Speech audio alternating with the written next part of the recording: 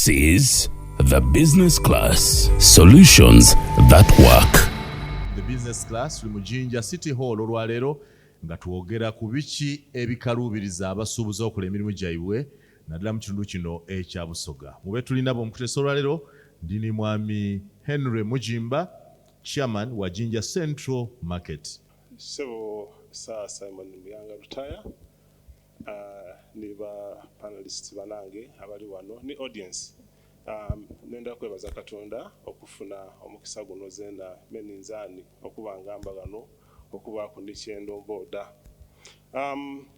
Tulikwogera ku business, ate era wano tuli ku business. Ebizibu ebyobusuubuzi mu Busoga biwerako Kamala nze byembona. Ekisookera irala twakamala okuwulira ebigemagana n'ebyomusolo. Abantu nga bati okuwa omusolo era buti kyetuva okuwulira hano omuntu aba abaire asuubira okuzimba ennumba ey'abapangisa aliko bati oba nsooka enindeku. So ate nga niboolindako omusolo tiguvaawo. Ate kabiri n'akasente k'okungaana eto oli kulindako era basigala nga bali kalyaku. So ekyo kikaali kizibu. Abantu okufuna ekirowoozo n'okuyikiriza nti tusobola kutambula okutwalako ng'omusolo guweereibwa. Ekintu ekyokubiri n'engeri Busoga yaife eno gyeteekeirwateekeirwa mu by'obusuubuzi. Tukwenda tukitegeere nti Busoga yaife eno ennima yetuviireko tubaire ebyokusuubula tubiziraku nga titulidde byakusuubula. Era nga abantu bavayo bavuireeyo bava abaide Busoga wano bakolera wano emirimu aye nga ife tulingiriire aye nga kiki ekitusigula n'ebyamakolero byetubaire nabyo einuma eyo nti omuntu abaire ava yaide yatukoba mu idinda amakolero nga gali muno kyodo ojja mu Naitil ojja mu Papco ojja mu Muluko emirimu nga gikola ki nga giriwo. Tugire okweyagaana nti ensi ekyuse amakolero gaife getubaire nago mpirano twasigaza bukolero nti tibukasobola kwemployinga bantu bawerako kubanga Naitil gye ndikwogerako mbaire nkaali muto nti aye nga mbona olwegulo bwe bakoba ati bali kwingira nga bafaanaku nga balabe bona toje Kampala eri amakolero agali waluuyawo abantu engeri gye bayoolooka okujja okwingira mu makolero. Obona abantu bangi abali kujja okwingira mu factory wabona n'abafuluma wabona n'abantu abafuluma. Abantu abo nabo baire bava Mujimba ng'okaali muto kuba nze nkusinga obukulu nga tubeere basaada bakulu muno ng'abantu bakola emirundi giti. Ku ibiri baba bali kufuluma nga waliwo abayingira. Ku munaana baba abafuluma nga waliwo abayingira. Ku 14 baba abafuluma nga waliwo n'abakola ki na idinda ate bwe yakulanga w'amaanyi. Lwaki tali alityo leero? Anti nkukobeire nti amakolero twamala twasigaza bukolero nti okwagana mpera n'ikolero erikozesa abantu 3,000 kizibu ino nga 3,000 bangi aye byendi kwogera ku byaliwo. So ng'olingirira nti abantu ekyo ne kyali nga kitwemereizaawo. Ife Basoga banga bengere nga balima pamba balima emwani ke government either yadigula kuba twabaina ama societies baba bali baguliranga ebintu ebyo kakati oyabaire eyo ng'alima ye nga adifunireeyo oluveeyo pamba baba mutwala wale Kayundo wala wali ekyuma kya pamba bamutwala the other side of Kaliro wali ekyuma ekiri eyo kwegamba ng'obonanga emirimu giri kutambula. So yali income y'Abasoga babanga baali batoolamu kye beetaaga school fees and everything. Now tugire okwagaana nti amakolero gagire tibagasengula nga bwe tusigaliza obukolero ebyo byaba bitugiireko. Omuntu anaayemerera watya mpirano olwo twatandika okubwikuka amaiso nti twena katujje tukole ki tutandika okusuubula. Ekyomukisa omubi Busoga yaife eno singa olingirira n'okuba oti emmotoka imeka ediva mu idinda wano oba mu Busoga editwala ebintu ebiviire mu Busoga okubitwala eruuyi okutana ojja kwagaana nga amazima gene kodi ebikado awo yagana so many trucks nga diri kusumula ebikado aya atera kuona tibiri kujja luyi biri kujera mu Busoga so twabanga nekintu kyewaliko byoti nekirimu abantu kyebali bafunamu akasente ayi bameka abasobola okulima ebikado wanga wetaga ekaze zeitaka okusobola okola ekyo itaka lyatuwaako tulizira tuzaira abaana bangi gabana omuntu yafuna emiga 2 3 tosobola kukola business mu arrangement ngoti neyo kakati twaje okwagana nti bwe twidde mu busuubuzi tufunyeyo ekizibu nti nga bwe nkobye nti motoka imeka edijja kuliya aya ate ndendo olingirire nti motoka imeka edingiza wana ebyamaguzi nti ekyo kitegeeza nti mulina esente kubanga emotoka divere daida wano daleeta ebintu mwabigula kitegeeza nti mulina esente okoti kuba na sente aye empirano bali kuidha kabiri bava eruyi baida batwala n'akatono kofunyewo kagolola oli kuweesa buweesi buli luki oli kuweesa kubanga ekyokola bw'ojja n'oli maduumawo bw'ojja n'obayo n'obutebo k'oli kwaya oba olina yenna obutabookama yookama gaagawa bino tulina dayari imeka abalina ente waife eyo ebuyende eyo nze ndi wa buyende dayari imeka ediri eyo ayitambula kwojja eruuyo ojja kwagana nga dayari ediri okamaala kumpi buli ku kyalo ife tulina ki kakati iwe koliko boti kabi tulina sente be wo kudire n'obuuna kunkyo n'otuyana n'ofuna akakudya oli kati kofunye kabiri ko oli kutoola osobola okugula itooke osobola okugula ennyama osobola okugula lwisi ne kumata lwaki ogula itooke eryo n'otali erimira gukobeere nti itakati tukaale nalyo twaweesa twabugabana nti webanga batuzaala nze famire yange gyenvaamu twali abaana 32 buti muzeeyi aba yatugabira nga yali ne eka nga 15 olowooza twafuna lyagawa naawe nja kulimaku olusuku olw'amata okusobola okulyaku omwaka nsigazeeko ne gentunda neva tikijja kubaawo ekintu ekindi wetuli bw'otambulaku n'ojja mu bitundu ebindi oyagana nti there are centers nti omuntu ava like bw'ogira Mbale omuntu ava Soroti omuntu ava the other side of Karamoja omuntu yava n'abandi mbabona eri abava eno bajja Mbale okujja okusuubula nga bangi batole n'akasente bakatoola bakatwala Mbale so balabali Mbale babanga bafuna ino ife wano abantu abaide okusuubula wano twesuubula mu bene obwerufu n'okukola business zaife n'obwesimbu n'obwesigwa n'okwa-attracting abantu batuguleko kyona bulwaire bwe tuli nabo wano ssebo nti abantu baife olw'okwenda bafune ebyamangu batuuse n'okukola ebintu ebitategeerekeka so mujimba bwenkoba nti abasoga tibaidi kusuubula mba mubi kubanga bw'oba oidi nti oyenda omuntu ayidde leero ayidde niido omuguzi oti ekintu kyoidi nti bwana ati ajja abonera eyo enkyo omusuubira okwira olwo nti obuzibu ne buno nti culture yaife teyabaire yakusuubula kati twenda kabiri bwakuba egesa bwegese bwe basuubula oyogeire ku namawojolo gonja ndi n'enkoko na biki buuza wano niyo enkoko imeka dosobola okufuna wano gonja ojafuna enkota imeka wano luuna kunki okuba oti oli kwenda gonja wano tutubizira wano ndeeti mubitayirewo ebugembe ebugembe omulamu oja akyeta obite bugembe obwire obona ng'ekyalo kivulegeire abantu nga bangi basala okuzwa kuno bayira kuno basala okuzwa kuno bayira kuno watya nguli waali wababeemereza n'enkoko n'igonja n'amata n'ebiriŋŋanya n'endagi naki nguli kiba bafuna alongo there aye wazira ndowooza tukaali kufuna ow'embika eyatega woloogi tiddikulaakulanya kifo tiddikola ndowooza tukaali kufuna kwegomba but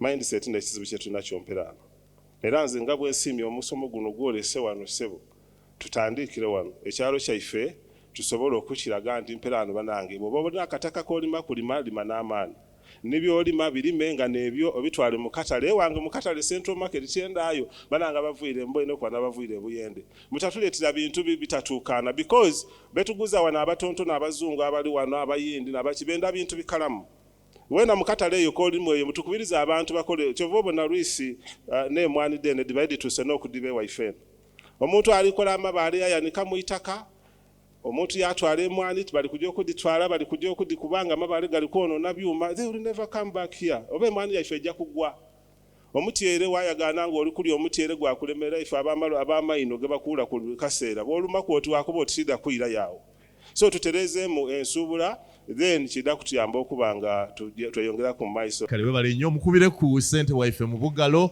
olw'okuteesa okulungi kale Dr. Joshua Gukiina abantu bazira ssente za kusansaanya ku byotunda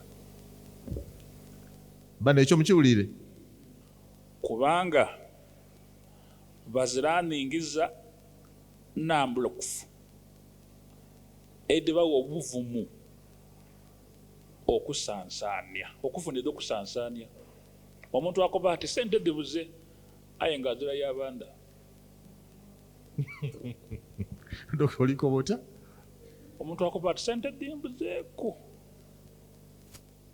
aye kazira yakola ki y'abanda oba azira yakyatunze azira kyatunda azira kyabanda yakati sente dibuze Dr. nga diswe ditambule vile dimwagane gali kwa gamba yefuula bosi dimunoonye oba ekyo kisobokaga. And as you move around, people are complaining of poverty. I bombuzo oti okola ki okufuna sente takula. So people are poor kubanga bazira mubafuna ki sente. Ate abandi balinabyo ebivaamu ki esente. Aye tibaidde bazira busobozi kubigema ng'owa business bwakola ki bwabigema. For example, buli akuwa sente otakuki kumunwa. Niwo kobyegano akameza akaki ola akwenda okuwola ali kwenda okumuwola wagamba bugemu wakola ki wamuwa. Not even a single record. Doingiza todidi. Dofuluma tokola ki todidi. N'okutambuza business tokwidi. Nali Ethiopia for about a month. Ainga buli kyengula bakipima mmale nasasula. Kukipima batya? Mu kilo, mu kuminzani. Obali envu tosobola ko eryo linoonye eryo mulimpe. They must determine the weight. Balipima eryenvu? Ompima kwotyo kukida? Ekyo kizibu kyo. Aye bapima eryenvu bakoba ati lino linene nelino lya nusu 10 kano kaita kanusu 5. Aye boje magamaga gano ngoli kwambuka manange yagula emiyembe emikafuire abantu balenga bwa David aki David amiyembe nekiga gwe ekyo 15 ekiga go kiryawo mulimu eira mune ivundu erimpi neinene golola enana bakola bwa debe omusuubuze oli kwenda okufuna esente okola otya bwakulenga bulenga awo ati ensaga eyo mpamu mutwalo osinzira kuki. No wonder timufuna mukola ki mukulima kwaimwe mwalowooza muti okulima tikufunisa simply because ozira magezi gatambuza business ku mutindo gwayo. Lwaki? There are standards for determining prices. For example, pima kyotunze determining a price. Okoba oti half sente dit. Nankana kilo sente dit. Ayempegani wolenze bulenge. Oba amboli da mulembe ditya. Ndikwenda yo mukeno we5 ko gemamu. Ngogemamu bugemeko. Engalo nedi.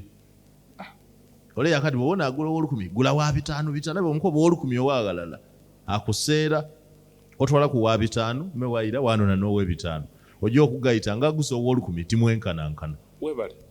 Imagine what if otaninze enanedo no ditunda mu kiro no ditam powder form no ditunda mu kiro mu kifo ky'okola ogudebe gwe mukola ati mitwalo 35 oyinza okuba nifulemu 1 million shillings.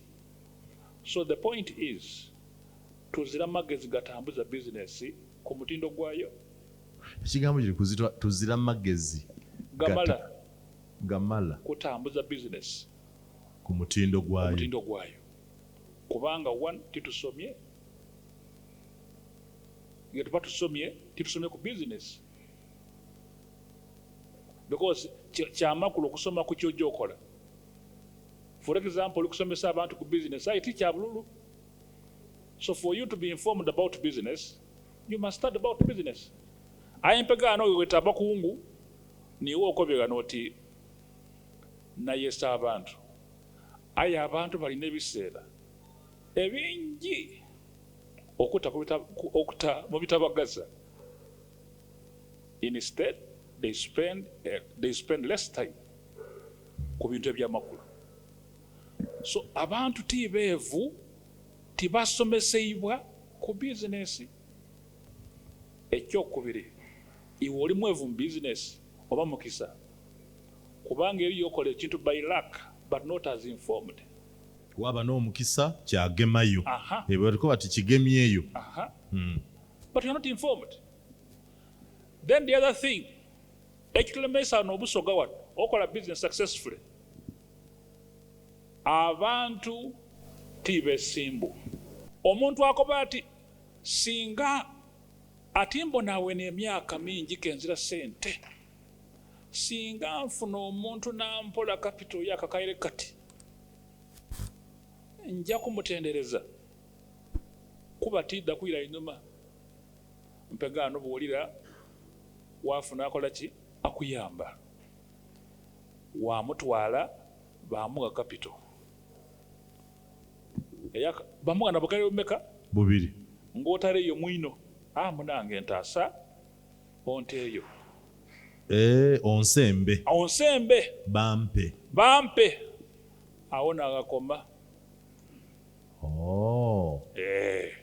n'agakoma omukwano gwonna nakulese n'agakoma wamulumukaku wava ebuyuga ewaife waida wasenge magamaga n'amasimu wakola ki wakyusa ono bamunyola ku kyalo yasosola obukale meka bubiri bambyaka n'engayisi yaabo. Abantu basalawo obutayegesa bannayibwe business, abantu basalawo obutaga bannayibwe capital. Wesanga nti abali mu batono bameneka olw'okubanga bebandirize nabo bakyawo. Then ekindi ng'omaliriza mu Busoga muno tutambuza business ti kubanga tuenda kuweza sente ayi kwenda kubaawo. We do business to survive, not to make money. Yes. Akada obudaala awo yefuula bize omwaka gwawaawo ku budaala obwo ng'akeera talima taziika na kuziika mukambwe ino asobola n'okuluma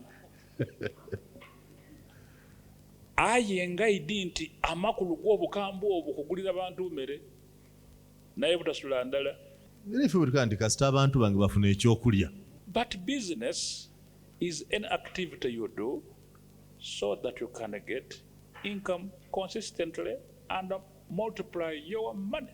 Business n'ekintu kyokola buli kiseera ke sente deyongeraku ke dizazaamu. But on a number of occasions, people undertake business activities so they can get food, so that they don't die.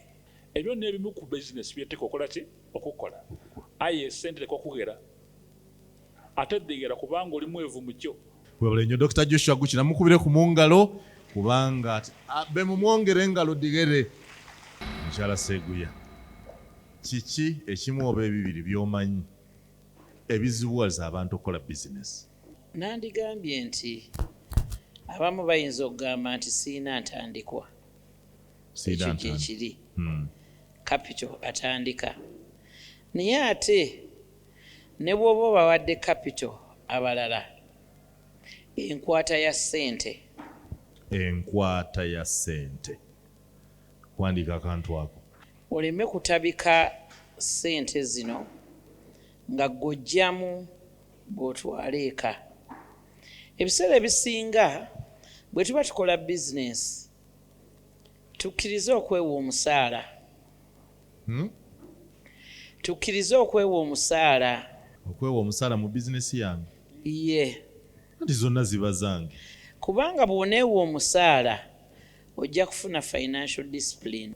Omanye ti bizinesi yange eno nze neewa omusaala gwa $5,000 omwezi. Weewa otya omusaala? Kitegeeza okontrolinze expenditure yo. Ti mu mwezi ojja kulwana nnyo ojje mu $5,000. Mu ssente zange, mu dduuka lyange, mwe neepimirako neewa omusaala $2,000. Era ne bw'oba okola n'omukyala wo naye muwa omusaala. Omukyala? Bw'ojja atonnaku abakazi. Kubanga bw'otaamuwe musaala, ow'enswa bw'anaayitawo, ow'enseenene, asiiga enjala, ow'akaviiri, zonna azijja mu seefu. Yatula mu idduuka lyaife. Edduuka lyaife nze n'omukyala. Kati onoomanya otya oba olya magoba oba olya kapito, kubanga otaddewo embeera ti buli kimu tutoole mu seefu. So bw'owa omuntu omusaala omusuubira nti buli zitundiddwa ozisangawo, n'alinda omusaala ng'omwezi guweddeko. The business class, mwebale nnyo omukyala Afusa Seguya, mwe ng'abawooza b'emisolo kakemba mmaliriza nako. Mutuwoozaako emisolo kuba tukola bizinesi. Ono agambye Dr. Gukiina nti tetumanyi kukola bizinesi. Nono n'akyogerako nti tukolera mu mbeera mbi. Mulinawo omuwaatwa ogusomesa abantu okukola bizinesi tusobole ozikola obulungi mutuggyeko emisolo. Do you do business education, not tax education? Do you help us to teach us business so we may thrive and be able to pay you taxes? Stakeholder engagements ze tukola kati tetutambula ffekka, tutambula ne bannaffe aba PSFU, Private Sector Foundation Unit, mwe muli abasomesa enkwata ya ssente. Mu Kampala tuba ne bannaffe oluusi abaakasiita abakoze ku bizinesi asobola okuwa success story n'oyigira okwo.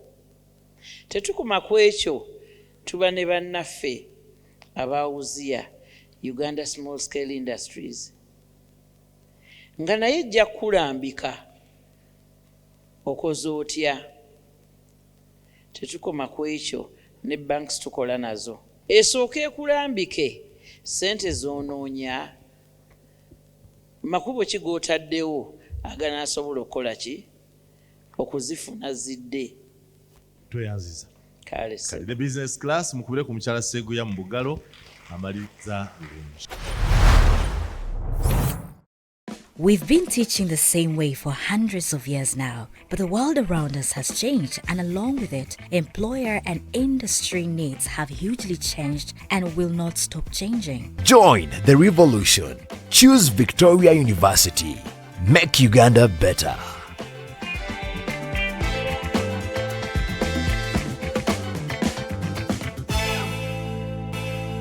Enkulaakulana ya Busoga n'obusuubuzi bwa Busoga, nze ndowooza nti bannabyabufuzi bakoze mulimu gw'amaanyi ino okulemesa Busoga okulaakulana. Politics wa Busoga, omuntu niga abanga analeeta ekinaakulaakulanya abantu alonda mu bantu bamuwagira, yaleka kulonda mu bantu basobola akikola ekyo ekintu, yalonda mu abamuwagira abatakisobole kukigusa abantu abandi basikole ki bakifunemu. For example, yali nga program da government edente era politician yena na lobbying ente naleta aga n'atasobola ente yenaafa yajiima omuntu anaasobola okola ki ogitambuza kuba tiyamuwagira. Eyo n'ensonga yange kuba politician konze bakoze omulimu gw'amaanyi ino era nze mbakubiriza bayire mu senses dayiwe kubona mwebale teekateeka mu musomo guno. Nzakwira ku mwami Mujimba omusuubuze ku byayogere bibaire birungi ino byayogere tukweyanziza fakitole n'emirimu wabula mwami Mugimba kye tube tukobera abantu nti fakitole kabiri mu idinda deyongera n'okusinga bw'ebbaali aye abakozi abali mu batono lwaki tekinologi munaitiru twalinga mu abakozi kakaaga aye nga tuli ku mani power asitula emigugu asindika wilibalo aye butimikisa yaida woba toli kuzimba bantu babiri bamala ekizibu ekisooka market akatale Dr. Kuki nakyogere bulungi tutunda enana mu mirengo twabanga tuli kudigaba bugabe ekireete ekyo katale kubanga kazirawo yatuwa example ya mu enside yajja kukuluya abo balina obutale kyeva bapima enana mu kiro challenge number 2 obutamana nenda tukikirizagana ni Dr. Kuki nanti kituufu titwidi bulungi bya business nga kyekiraga ekisooka titwidi kubalirira bulungi sincerely tujja twakola business ngofuna ku 5,000 waba contented waba very happy n'ebirooto byaffe bimpi nti edo dimala bana muli tusomesa mwatukoba Busoga ndavu mwatukoba titwenda kukola ayi wabula ekizibu ndi kwewonya dokita iwe ebigambo byotukobye kubanga example waire wandala oti ere bapima omuno ogwa menvu aye ensonga yene government yene zira police era buli kasiteta ateewo police engeri ebintu yebitambulamu obwavu tibwida kutuwamu twida kusigala nga tatuli baavu olw'ensonga twida twakola ebintu mu bungi kagati mu bungi tibiba katale omuntu yakishaga yakireka kabiri gekivulawo kyaniina akatale ng'example Busoga eno yaida yawera mu kulima ebikaado ng'era idiot gano Katonda buli muntu ganamulokolera twalima ebikaado bingi nga n'owomiga ebiri alima ki bikaado nga n'emmere tugula bugule bwakeera enkyo gavumenti eno abayindi basuula ebikaado twatuka okubifumbisa emmere twazira ebikaado twatodaga eminimiro ebikaado twakamala kubitodawo tutemera embooli ebikaado biniinie aye biniinie bizirawo ensonga esooka tulina kale nga mu kusuubula kale katugeze nga nze ndi musuubuzi wa muceere tulina akabalinga ak'ebusowa kabaamu omuceere omulimi waajja n'asala omuceere ogwo agwanika mu itaka bwagwanika mu itaka bwajja okugula omuceere ogwo nga mabaale meereere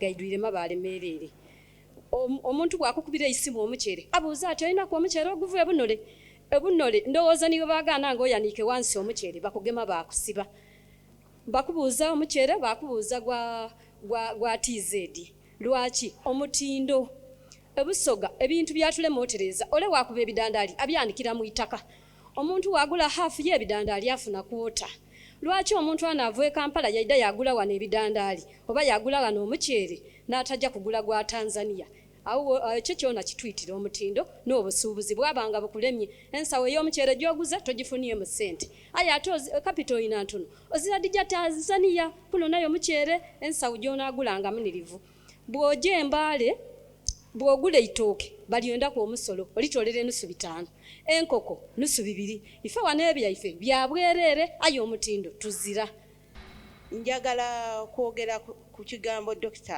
kyayogeddeko ayogedde nti yagenda Senegal n'agenda Ethiopia n'alaba nga abantu baayo bakola value added addition ku bintu bye bakola ng'ennyaanya n'alaba amenvu bwe bagatundira mu kiro ng'oli atunda eryenvu 1.5 naye n'aba n'omutima omulungi ogwo n'adda e Uganda ate nga musoga munnaffe naye ne watabaawo njawulo kubanga bw'oba oyagala eggwanga okulaakulana litandikira ku ggwe then ne gavumenti nekola ki neerabira ku ggwe naye bwe wajja bameka bano mu bantu bano be wakwatamu n'ogamba nagenze sinego nendaba ekintu bwekiti tutandikire wano mbulayiminga ino banaife abaasoma bwe basoma bajje mu bitundu ebindi bayira ba bulayiminga ife ab'ebusoga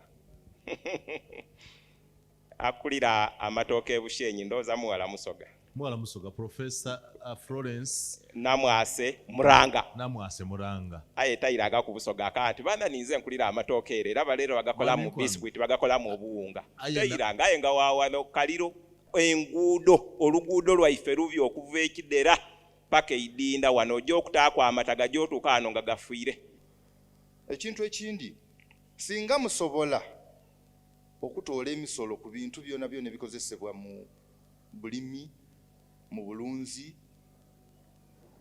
ekikankobe agriculture and veterinary kuba ife Busoga emere ku bulimi emisolo egyo ginaavaawo nitufuna eidagala eituufu kuba feke gundi drugs dona diida aye ate imwe nimo omuba kunsalosalo mwakabambi nebintu bituufu mwabibisa byayingira aye okujja otuuka ku nnimiro omuntu afuuwa ku kirime kayiri bikaza bukaze yabo oti afuuye ku idagala likaza isubi ebintu ebyo lwaki timubigemera ku nsalosalo da Uganda borders abasobozi muliyo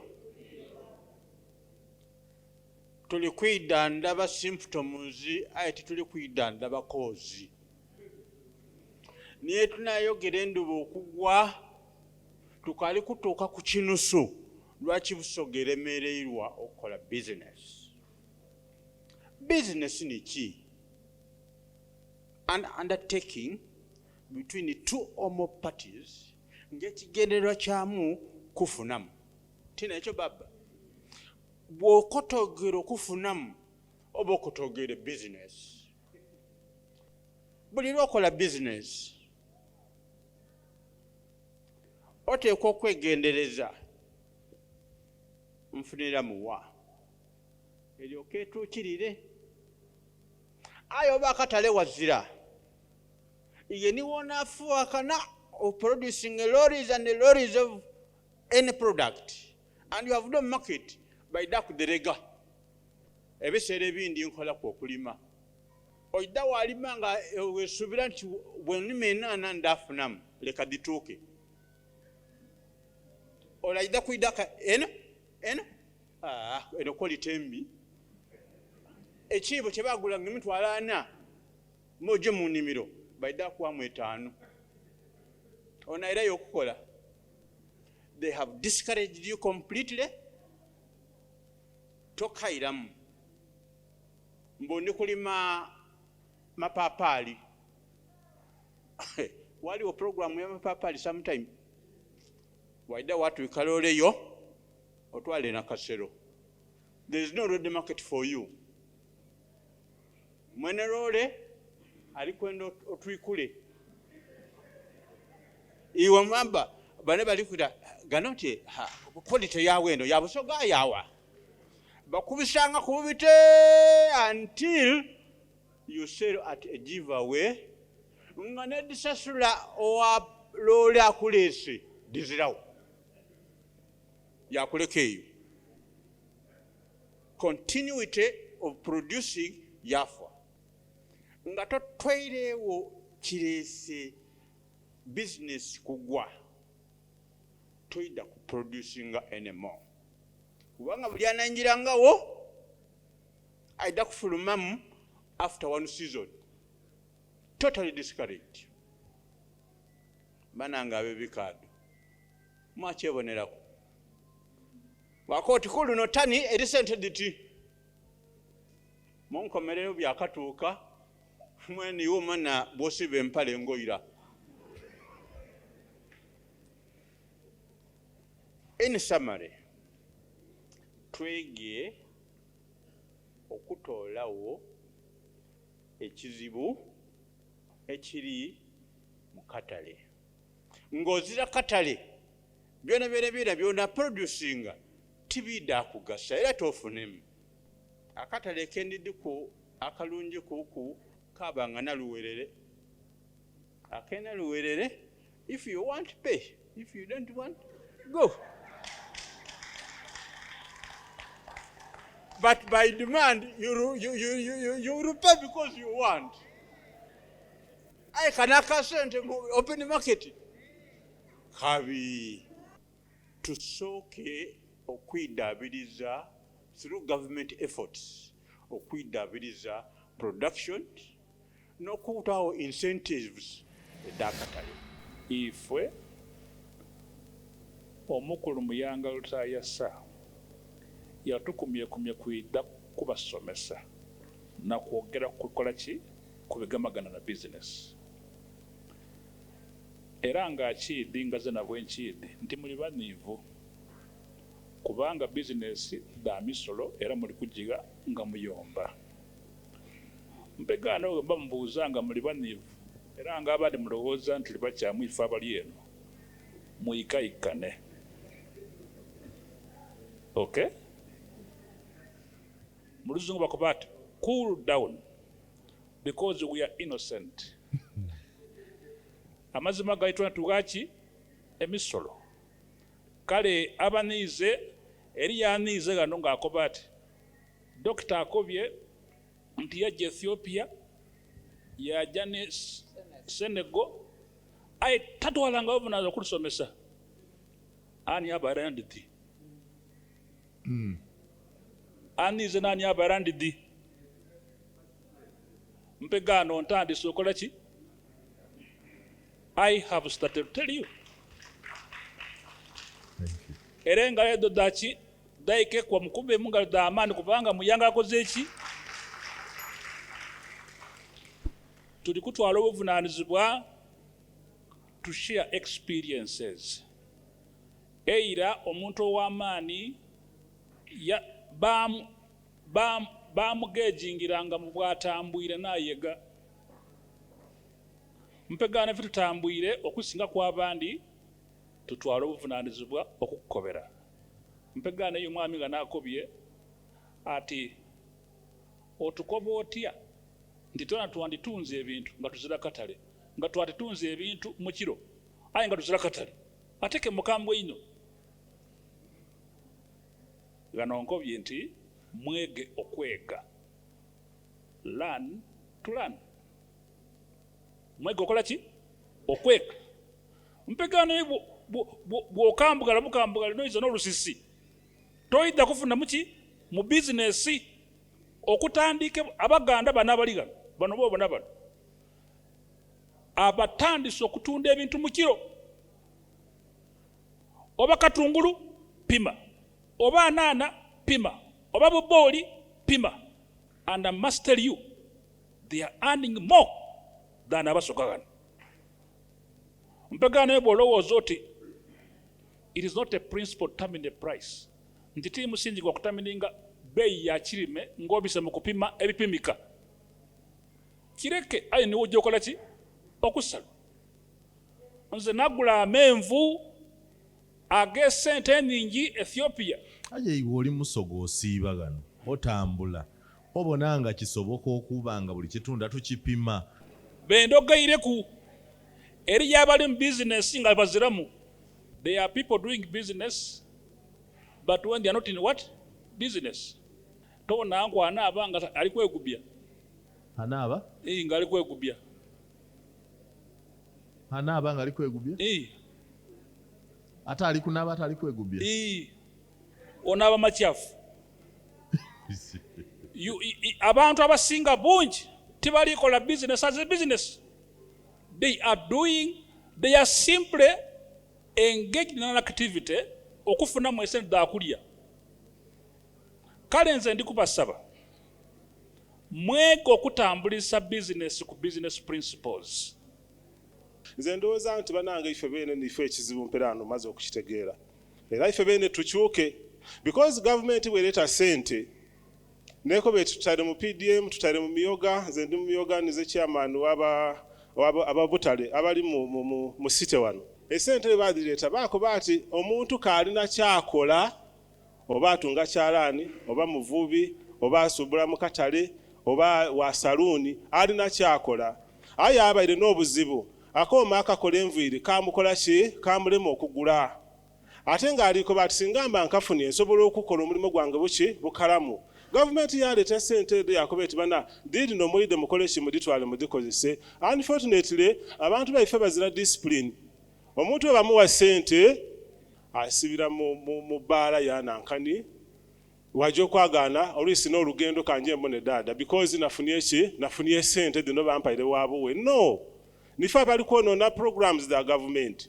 Ole yakuba ati babana batya kwamusana baleeta emwani. No, government tesinzirangaku I'm sure kukuba nti eri kuleeta mukasana mu dry season nti eri kukuleetera mwani, but tulina problem abantu baife betusindika okujja okutukiikirira n'ekizibu kye tulinakyo nti omuntu mu kifo eky'okutwala obuvunaanyizibwa bwe akola omulimu omukalamu atuuse ekintu ekikalamu because government teyayante nti ekuwaire nzibe yaliise ekuwaire enema be aye baide bakuba abantu baife bene wano muje munoni ate nimwe bene muva kukyogera mwakuba muti ba politicians bakoze omulimu mukambo ino alinga mu bantu be n'atasobole kukwaya nte yamuwente okuyikaikana tense koze eki efuire nazira itaka lyaje asimba ku mwani na bamuwa nazira michungwa. So nze ndowooza nti bwe tunatereza mu bintu ebyo tulida kubanga tukola bulungi sebo Simon Muyanga Lutandi yanziza The business class solutions that work. Nenda okuwebaza mukyala afisa Segu ya Uganda Revenue Authority Dr. Joshua Guchina ate niwe mukwano gwa Henry Mujimba. Ndikwenda tumalize olwalero bututi nze Simon Muyanga Lutaya.